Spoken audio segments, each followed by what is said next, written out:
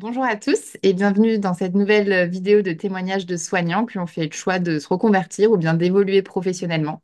Aujourd'hui, j'ai le plaisir de recevoir Antoine qui est médecin généraliste de formation et qui s'est spécialisé ensuite en médecine aéronautique et médecine subaquatique.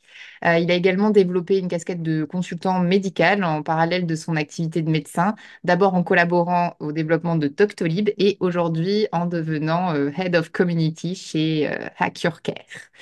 Donc, merci beaucoup, Antoine, d'avoir accepté de partager ton expérience et ton parcours avec nous aujourd'hui. Est-ce que dans un premier temps, tu peux te présenter et nous parler des raisons qui ont fait que tu as souhaité évoluer professionnellement, diversifier ton activité quand tu étais médecin généraliste standard, si je peux dire? Ouais, bien sûr. Donc moi, écoute, j'ai une formation, j'ai fait une formation de médecine générale classique hein, à Lille, dans le Nord, où on est bien. Et donc j'ai commencé à pratiquer la médecine générale au départ par des remplacements, et ensuite je me suis installé. Et donc, à ta question, qu'est-ce qui m'a poussé aussi à évoluer? Ça s'est fait un petit peu naturellement. J'aime beaucoup la médecine générale, j'aime beaucoup ce que je fais, mais j'ai senti un besoin de me diversifier pour avoir différentes activités qui me permettent voilà, de faire différentes choses. Et c'est pour ça que j'ai regardé un petit peu au départ. J'ai pris la liste des DU qui étaient faisables, soit à Lille, soit à Paris, pour moi, d'un point de vue géographique. Et c'est ce qui m'a amené voilà, à faire les formations dont tu as parlé. Ok. Est-ce que tu peux nous parler un peu de ces deux casquettes, médecine aéronautique et médecine subaquatique, en quoi ça consiste, comment on l'exerce, etc. Ouais, bien sûr. Donc en fait, la première formation que j'ai faite, c'était le DIU de médecine subaquatique et hyperbare. Donc ça, je l'ai fait à Lille. Parce que ça, c'est pas très connu, mais à Lille, il y a le plus gros caisson hyperbare d'Europe.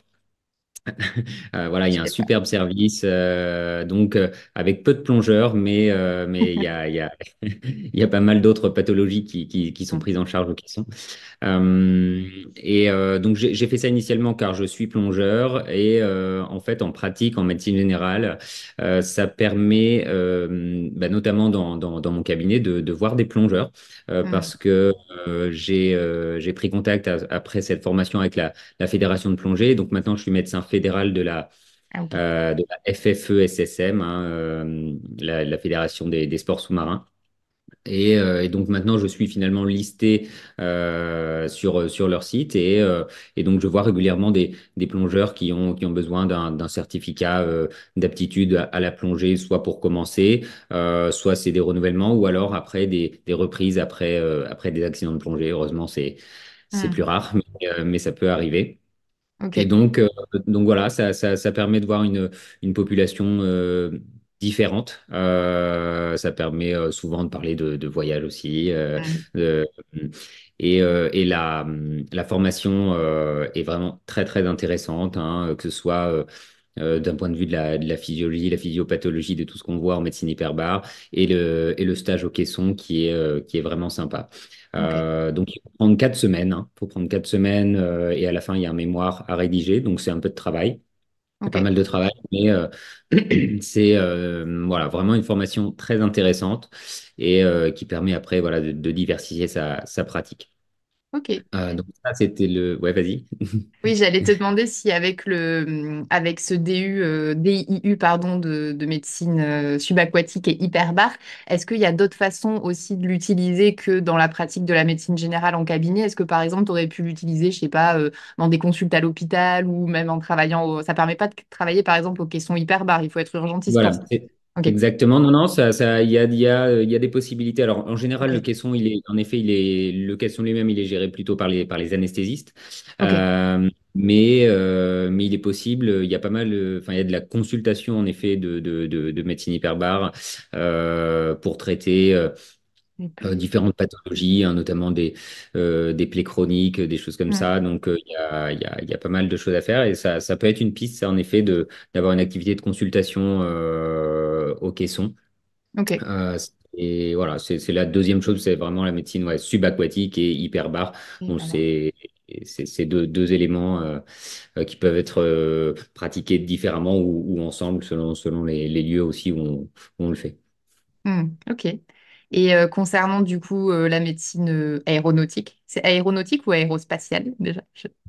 C'est la médecine aéronautique et spatiale. Voilà, Ok, c'est le titre. Donc ça, c'est une capacité ok. que j'ai faite l'année suivante avec deux amis. Donc ça, c'est à Paris. Enfin, ça se fait à Paris et à Nancy, je crois aussi.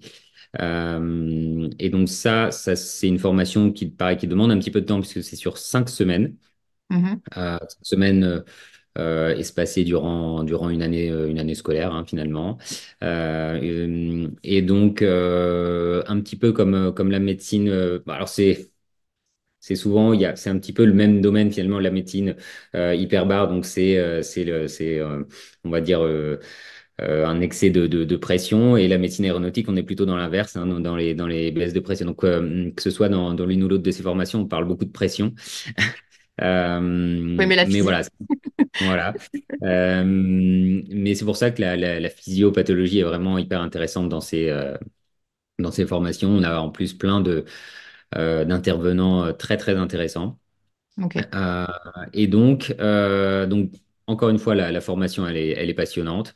On parle beaucoup, en effet, d'aéronautique et puis ensuite de la médecine appliquée à l'aéronautique et au spatial aussi. On a des cours même même eu un cours avec un astronaute. Hein. Donc, voilà, on voit Sympa. tous les pans, ouais, ouais, très, très, très intéressants. Et donc après, en pratique, il y a différentes possibilités pour exercer cette spécialité. Donc en général, en tout cas en médecine générale, ça nous permet de voir au cabinet alors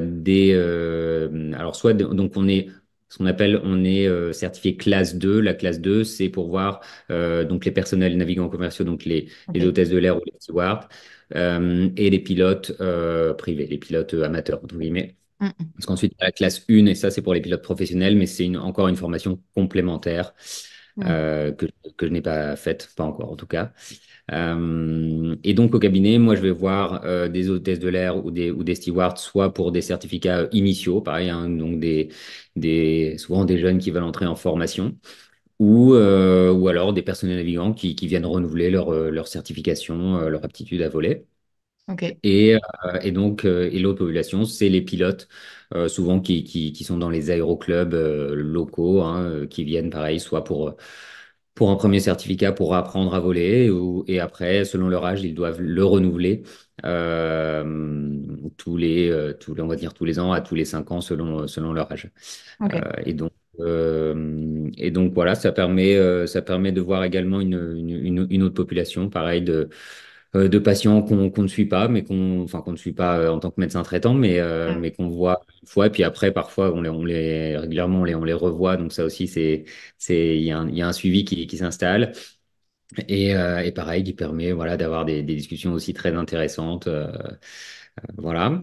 Donc ça, c'est la pratique au cabinet. Et Ouais. ensuite, il est possible d'exercer aussi dans des centres de médecine aéronautique. Ça, il n'y en a pas beaucoup en France. Hein. Il y en a en gros maintenant, il y en a deux à Paris, il y en a un à Toulouse et un à Toulon. Ok. Euh, mais il est possible là de bosser à temps plein dans ces centres.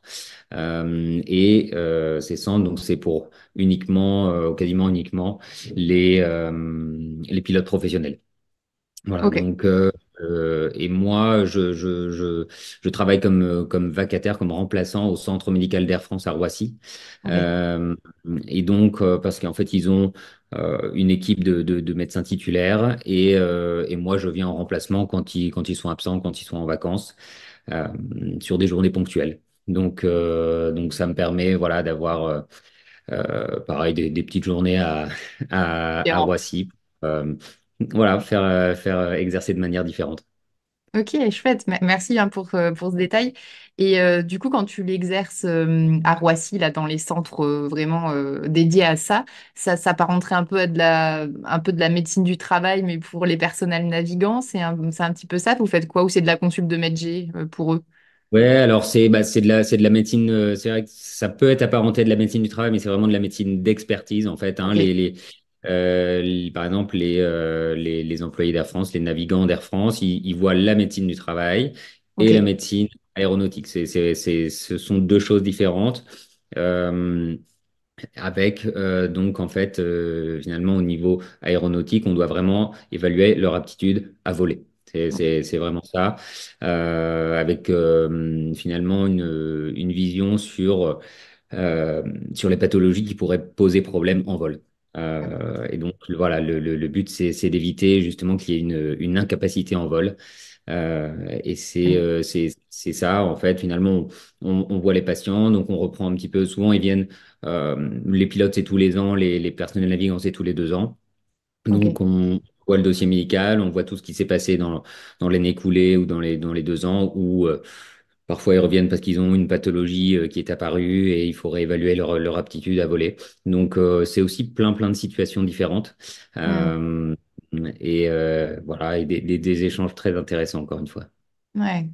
Ah ouais, ça a l'air super enrichissant en tout cas comme pratique et intéressant aussi que ce soit à temps plein ou à combiner avec une autre activité, quoi. C'est ça. Et donc après, comment tu as fait pour t'orienter vers le consulting en santé parce que je sais que tu as collaboré un peu auprès de Doctolib, etc. Comment tu as fait pour t'orienter là-dedans?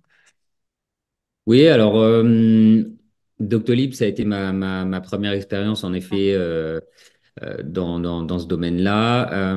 Je dirais que c'est venu aussi un petit peu naturellement, où c'était une période où je faisais des remplacements. J'utilisais beaucoup de logiciels différents, je voyais beaucoup de pratiques et en fait, le constat, c'est que l'organisation et les outils qu'on a pour la médecine générale sont très mauvais. Euh, et notamment les logiciels, hein, les logiciels médicaux, c'est vrai que c'est un sujet qui revient beaucoup. Euh, et à mon sens, il n'y en avait aucun qui était satisfaisant. Donc, pendant un moment, je me suis dit, je vais le faire moi-même. Et puis, je me suis rendu compte que c'était peut-être une tâche un peu, un peu ardue. Et donc, en fait, c'est moi-même qui ai contacté finalement Doctolib en leur demandant Ok, s'ils avaient peut-être cette idée. Ils m'ont dit, bah oui, on a cette idée, ça tombe bien. Et donc, avec une équipe de 4 autres médecins, on a pris une page blanche et on a commencé Doctolib Médecin ok, euh, chouette. tous ensemble avec les équipes de Doctolib. Donc, ça a duré pendant 18 mois la phase voilà, véritablement de création. Avec des ateliers, on passait 1 à 2 journées complètes dans leurs locaux à Levallois et ensuite c'était des ateliers en visio hein, que je faisais donc en Ouais. parallèle de mon cabinet. Et donc ça nous a permis vraiment de travailler avec enfin, plusieurs équipes différentes sur pas mal d'aspects, enfin tous les aspects en gros de Mm. ce que doit contenir le logiciel. Donc c'était vraiment aussi très très intéressant et une belle aventure avec des belles équipes. On s'est très bien entendu là entre médecins et avec les équipes de Doctolib. Donc ça c'est une très belle expérience.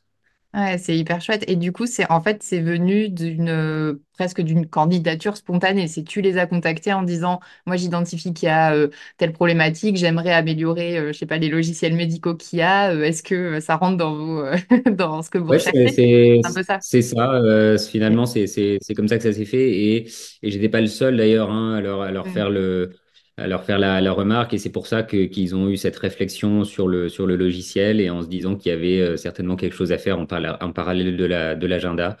Et donc, c'est comme ça finalement qu'est venue la genèse de ce projet. C'est les retours médecins qui ont fait part de cette problématique majeure pour nous, hein, parce que c'est Mm. vraiment l'outil qu'on utilise tout le temps. Et donc voilà, est sorti Doctolib Médecin qui a bien évolué et qui maintenant fonctionne très bien. C'est vrai. Et est-ce que tu peux nous parler maintenant de Hack Your Care, chez lequel tu interviens depuis quelque temps et en quoi consiste cette activité que tu as chez eux? Ouais, tout à fait.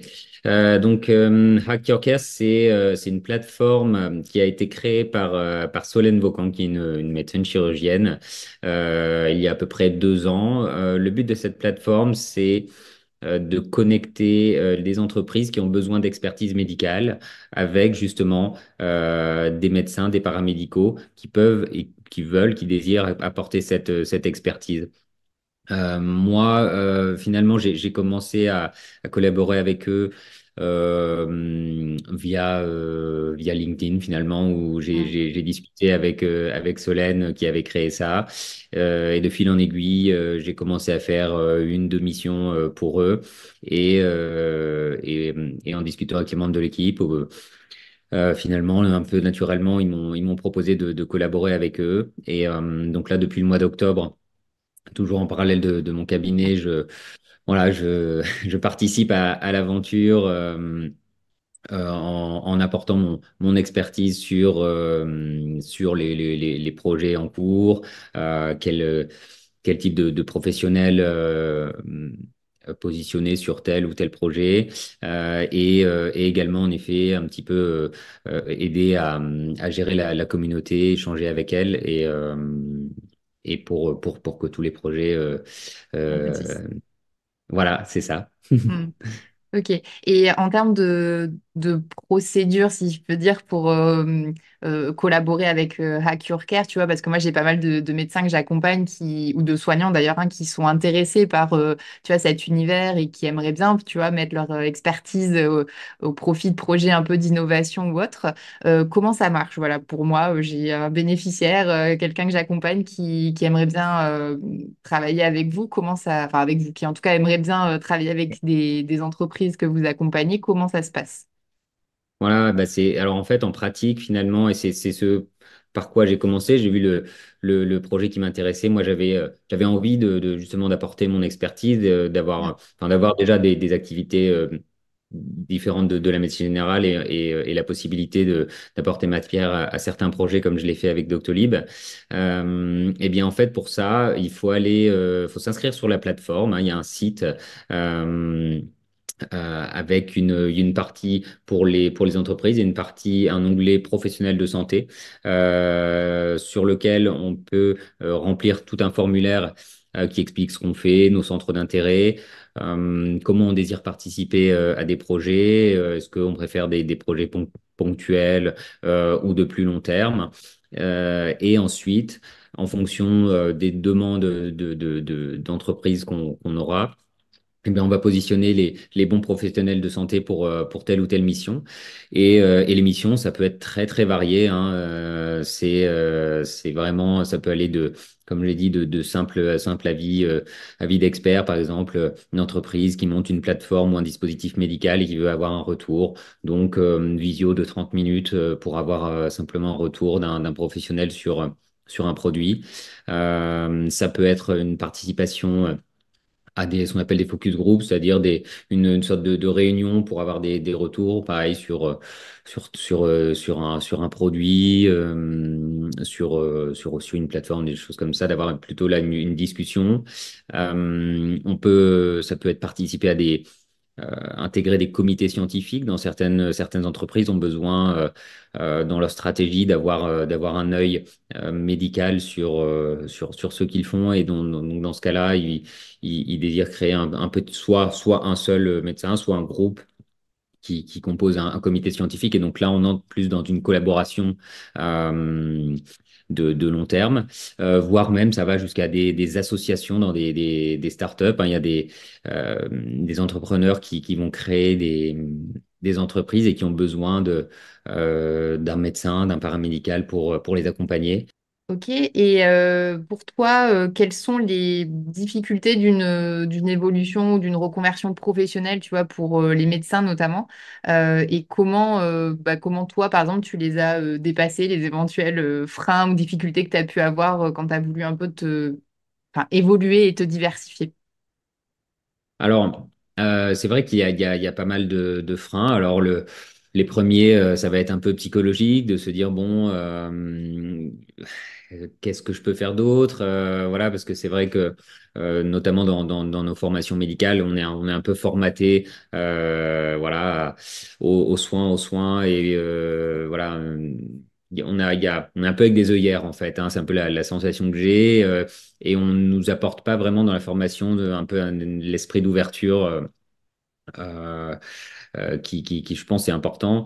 Et donc, il faut savoir se dire soi-même, bon, bah, je veux aller, enfin, j'ai envie de faire d'autres choses. Alors, pas forcément, je dis pas changer de métier, mais Ouais. se dire qu'il y a d'autres choses à faire, justement, pour diversifier sa pratique, ce qui peut la rendre, d'ailleurs, plus agréable, en fait, hein. Mm. Donc, voilà, le premier point, je pense, c'est de passer un petit peu ce cap de dire je vais faire quelque chose. Et après, le deuxième, forcément, souvent, c'est qu'il faut se former, hein, donc il faut du temps. Mm. Parler des formations, là, c'est souvent quand même plusieurs semaines, soit des semaines complètes, soit alors il y a pas mal de formations aussi sur des jours fixes sur l'année, donc il faut prendre quand même euh, un jour régulier sur toute l'année, ce qui peut du coup finalement être aussi en tout cas en tant que libéral, du chiffre d'affaires en moins. Donc ça fait, je pense, régulièrement partie de l'équation.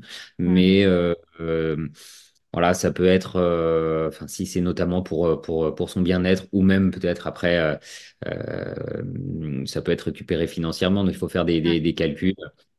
Mais c'est sûr que ça va passer par certaines étapes où il faudra, entre guillemets, faire quelques sacrifices. Il faut faire des déplacements pour des formations.